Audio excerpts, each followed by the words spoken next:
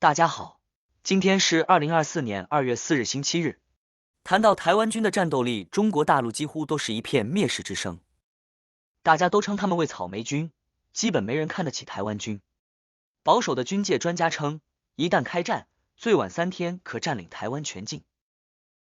而激进的军界专家则认为，上午开战，下午就可以在台湾全岛发2代身份证了。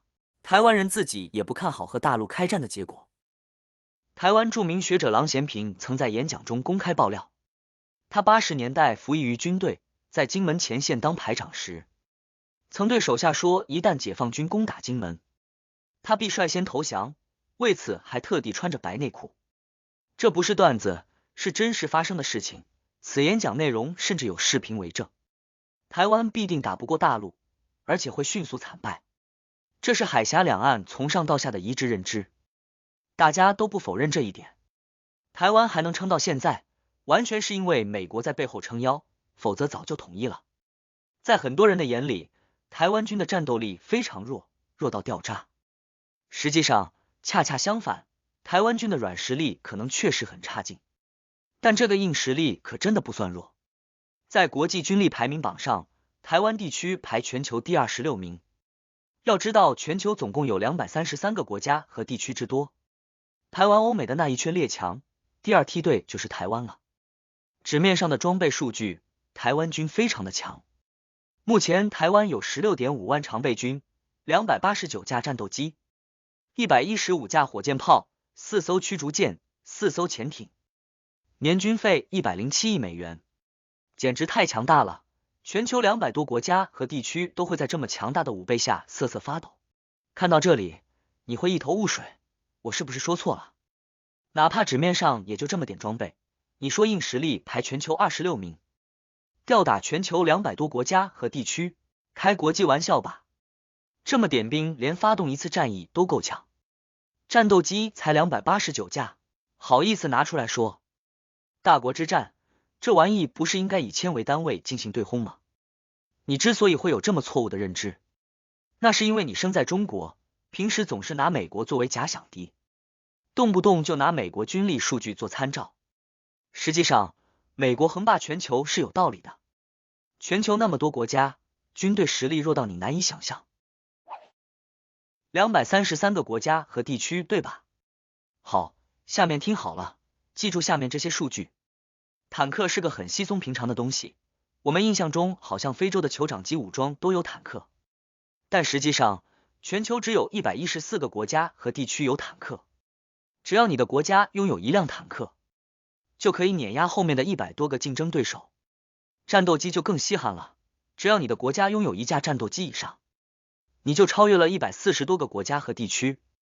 因为全球只有92个军事主体能拿出战斗机，有武装直升机的国家和地区只有75个，有潜艇的国家和地区只有41个，驱逐舰就更厉害了，只有12个国家和地区有这玩意。所以台湾的军队硬实力可以排到全球第26名，实至名归。不是台湾太强，而是其他国家和地区太弱，弱到你都无语。既然台湾硬实力如此之强，那为什么大陆最保守的军事专家也预估台湾最多只能抵抗3天？因为中国大陆太强了。台湾有 16.5 万常备军，中国大陆有 218.3 万。至于预备役就不提了，太欺负人了。台湾有289架战斗机，排名世界第8。大陆有1232架战斗机，排名世界第2。台湾有115架火箭炮，排名世界第29。大陆有2650架火箭炮，排名世界第2。台湾有4艘潜艇，4艘驱逐舰，海军综合实力排名世界第22。大陆有74艘潜艇，36艘驱逐舰，还有2艘航母，海军综合实力排名世界第2。刚才说台湾的军费是 107.25 亿美元，很多，但大陆的军费是 2380亿美元，仅次于美国。碾压级的数量优势，半个军区拉出来都能直接覆灭台湾那种。更离谱的差距是，台湾的武器基本都是买的，对发展本土军事工业几乎毫无兴趣。买美国的武器，不仅可以直接增强军力，还能变相表示忠心。怎么看都比费时费力的发展本土军事工业要划算。反正怎么发展都是打不过大陆的，无非就是能不能多抵抗几个小时的问题。最后还是要靠美国出马，那还发展军事工业干嘛呢？直接买美国货不就行了？所以台湾纸面上的这些武备都是一次性的，但中国大陆不是，因为技术限制，大陆被迫发展出了完整的军事工业体系，国产率特别高，不是不想买，人家不卖，你只能国产。在拥有完整国产军事技术的前提下，大陆的工业还特别发达，被称之为世界工厂。上一个世界工厂是美国。1941年日本对美国宣战之前，美国全国当时连护航航母都给算上，也只有7艘航母，而日本仅仅偷袭珍珠港就派出了6艘。战略目标是击沉停在珍珠港内的2艘美国航母。山本五十六失守了，虽然炸沉了珍珠港内的绝大多数军舰，但并没有抓住这2艘航母。但这并不重要，因为到1945年之前，美国在4年时间里建造了155艘航母，其中重型航母27艘，轻型航母11艘，护航航母117艘。仅这个重型航母的数量就能让日本绝望。日本孤注一掷，倾全国之力，只为能成功偷袭2艘航母。结果4年后，美国仅重型航母就造出了27艘，这仗根本就没法打，美国海军简直就是一路平推。这就是世界工厂的战争潜力。中国的工厂一旦全力启动，全部为军事服务，生产力会比当年的美国更为恐怖。台湾的军备是一次性的，少一个就永久的少一个。但大陆不是，大陆军看不起台湾军，那是有道理的。这还不算完，世界上只有5个国家有能力制造出氢弹，没错，就是5大流氓。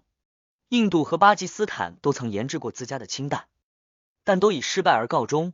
原子弹还简单点，氢弹不是那么好造的。世界上只有5个国家有能力制造出洲际导弹，没错，还是5大流氓。很幸运，中国是其中之一，先辈们流血流泪，终于成功的进入了这个圈子。如今的每一个中国人都在享受先辈留下的庇护，这才是真正的超级大杀器，镇国重器，有钱都买不到的宝贝。如此巨大的武力差距，会让任何稍微懂一点军事的人直接绝望，这根本是不可能抵挡的存在。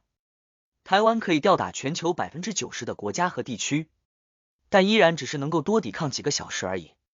那些一架战斗机都没有的国家面对台湾有多绝望，台湾面对大陆就会有多绝望。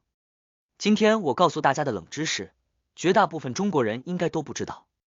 中国人完全无法想象，为什么有的国家只是买到了1辆坦克，就能击败110多个国家？为什么有的国家只是买到1架战斗机，就能击败130多个国家？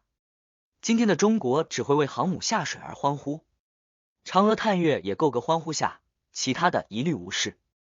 如果有哪家中国媒体因为今天解放军新增购了1架战斗机而欢呼，民众只会认为这家媒体有病。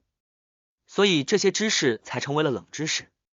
穷国弱国快饿死的时候，你来一句何不食肉糜？如果你是那些弱国之人，全国连1架战斗机都没有，全民勒紧裤腰带，终于买到了1架战斗机后，直接举国欢呼。国家央媒头版头条大篇幅报道这架战斗机的实力，然后告诉你本国军队实力又在全球排名提高了多少多少。我相信你就不会觉得这些知识是冷知识了，因为你是中国人，所以你不清楚这些。从出生开始就认为全球只有美国配当中国的对手，那个130年前就拿下世界 GDP 第一的桂冠，1945年时星条旗就插满了半个地球的超级强国。你再想想1945年的时候，中国是个什么实力和地位？短短半个世纪之后，我们已经成长到了如此强大的地步。全球只有1个国家能引起我们的重视，其余一律无视。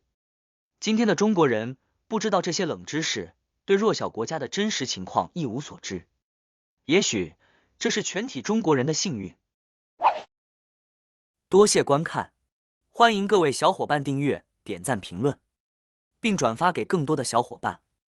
非常感谢，让我们和我们的国一起逆袭。